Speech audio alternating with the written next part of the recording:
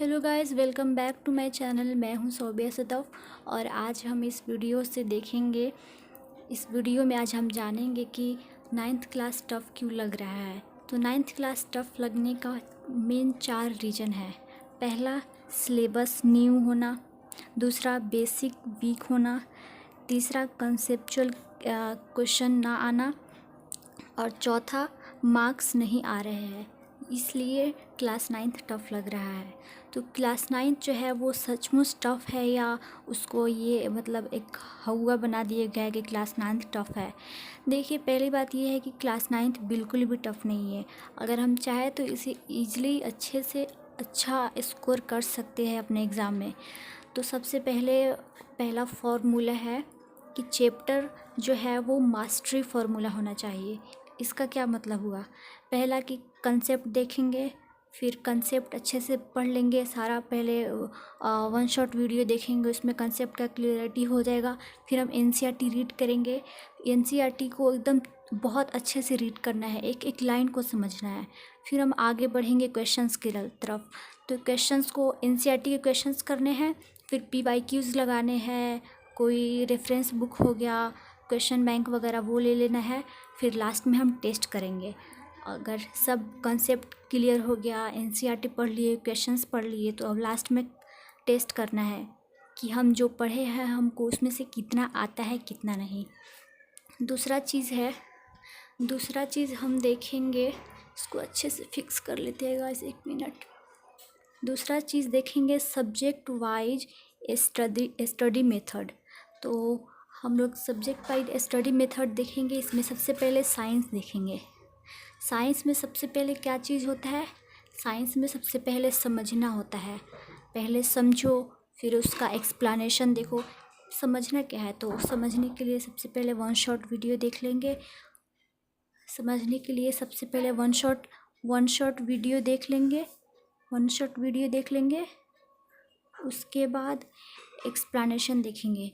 यानी कि आप कोई यूट्यूब पे NCERT line by line explanation देख सकते हो, या फिर एनसीईआरटी को वन शॉट देखने के बाद एनसीईआरटी को रीड कर सकते हो। उसके बाद देखेंगे, सॉल्व करेंगे, क्वेश्चन सॉल्व करेंगे। उसके बाद रिवाइज़ करेंगे। लास्ट में है रिवाइज़ तो मेन है, आपको रिवाइज़ हर दिन करना है। रिवाइज़ नहीं करोगे तो आपका काम नहीं चलेगा।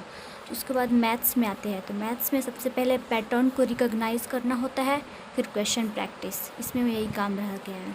एसएसटी पे आएंगे तो एसएसटी पे स्टोरी को अंडरस्टैंड करना होता है, स्टोरी को अच्छे से समझना होता है। स्टोरी को एकदम अच्छे से समझेंगे, फिर कीवर्ड्स को लर्न करेंगे। कीवर्ड्स को जैसे कि आप जैसे नाइन्थ में है फ्रेंच रिवोल्यूशन जो हो गया, फ्रेंच रिवोल्यूशन को सबसे पहले स्टोरी से समझेंगे कि फ्रेंच रिवोल्यूशन कब हुआ, कैसे हुआ, उसमें क्या क्या स्टोरी वगैरह है, उसको सब थ्रोली अच्छे से समझ लेंगे। समझने के बाद उसमें से कीवर्ड्स को देखेंगे कि कौन सा की उसमें से कैसा जो है, उसमें कौन सा कीवर्ड्स जो है वो इम्पॉर्टेंट है। जैसे कि फ्रेंच रिवोल्यूशन में रेवोल्यूशन क्या होता है, वो एक कीवर्ड हो गया। तो रेवोल्यूशन एक क्रांतिकारी है, फ्रेंच रेवोल्यूशन जो हुआ था, ये सब के बारे में देख लेंगे। ये सब स्टोरी समझने के बाद कीवर्ड्स पे आएंगे। कीवर्ड्स भी हो गया। अब आएंगे लास्ट में हमारा आंसर राइटिंग पे। आंसर राइटिंग करना है। तो एसएसटी में अगर आप स्टोरी समझ लेंगे, कीवर्ड्स लर्न कर लेंगे, तो लास्ट में आंसर राइटिंग आता है। अगर आप आंसर राइटिंग फ्रेम नहीं कर पा रहे हैं तो आप एसएसटी में एकदम ज़ीरो है। आपको आंसर राइटिंग करना पड़ेगा, नहीं करेंगे तो आपको ही नुकसान होगा। तो आपको करना है एसएसटी में, ठीक है। और फिर लैंग्वेज पेपर पे आते हैं, आप हिंदी हो या इंग्लिश हो। तो सबसे पहले रीड केयरफुली, इसको ध्यान से पढ़ेंगे। इसको ध्यान से पढ़ेंगे। फिर लर्न करेंगे। इसको मैं फिक्स कर लेती हूँ, सॉरी गाइस। इसको लर्न करेंगे, रीड केयरफुली, इसको ध्यान से पढ़ेंगे, फिर लर्न करेंगे। तब इसको फॉर्मेट को लर्न करेंगे, फिर क्वेश्चन प्रैक्टिस करेंगे, तभी इम्प्रूव होगा। नहीं तो लैंग्वेज पेपर इम्प्रूव नहीं होगा ऐसे। लैंग्वेज में भी समझ में आ गया। अब ये सब होने के बाद, ये सब्जेक्ट वाइज स्टडी करने के बाद देखेंगे सेम डे रूल। सबसे पहले सेम डे रूल देखेंगे, आपको हर दिन रिवाइज करना है। जैसे आज का काम है वो आज पे ही करना है, उसको कल के लिए नहीं छोड़ना है। उसके बाद हो गया micro study method. Micro study method में क्या आता है, इधर देखिएगा इस 1 मिनट।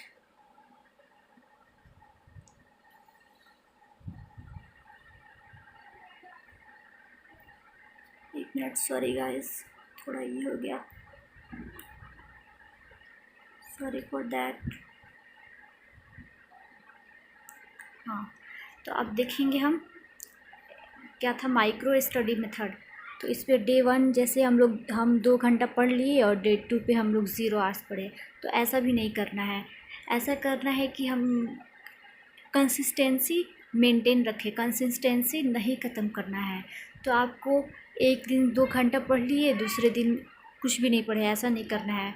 डे 1 पे 1 घंटा पढ़ना है, डे 2 पे 1 घंटा 5 मिनट, ऐसे पढ़ेंगे तो आपका आवर्स मतलब मिनट्स, आज 5 मिनट 1 घंटा 5 मिनट पढ़ लिए, कल 1 घंटा 10 मिनट पढ़ लिए, फिर डे 3 को 1 घंटा 15 मिनट पढ़ लिए। ऐसे पढ़ेंगे तो आपका जो है वो इंक्रीज होते जाएगा और आपका जो है वो कंसेप्ट बिल्ड होते जाएगा। तो ऐसे आपको करना है। फिर 1 to 1 टिप में आएगा लिमिटेड सोर्स रखना है, लिमिटेड सोर्स रखना है, लिमिटेड सोर्स रखना है। कोई कम अपना से मतलब अपना किसी को खुद से कंपेयर नहीं करना है। हम स्टूडेंट्स की यही प्रॉब्लम होती है कि हम खुद को दूसरे बच्चों से कंपेयर कर लेते हैं। हालांकि हमारे गार्जियंस करते हैं, हमारे पेरेंट्स ये करते हैं, क्या बोलते हैं, कंपेयर करते हैं, लेकिन हमें नहीं करना है। हमें खुद को ही खुद से कंपेयर करना है कि हम कितने अच्छे हैं पढ़ने में, कितने क्या है, ये हमको खुद से करना है, हमको दूसरे से कंपेयर नहीं करना है। उसके बाद आएंगे यू कैन डू इट। आप कर सकते हैं, आप कुछ भी अचीव कर सकते हैं, बस आपके अंदर वो लगन होनी चाहिए, वो पेशेंस होने चाहिए। Thank you for watching my video. मिलते हैं अगली वीडियो में, तब तक के लिए अपना ध्यान रखिए, अच्छे से पढ़ाई कीजिए। Take care, bye bye.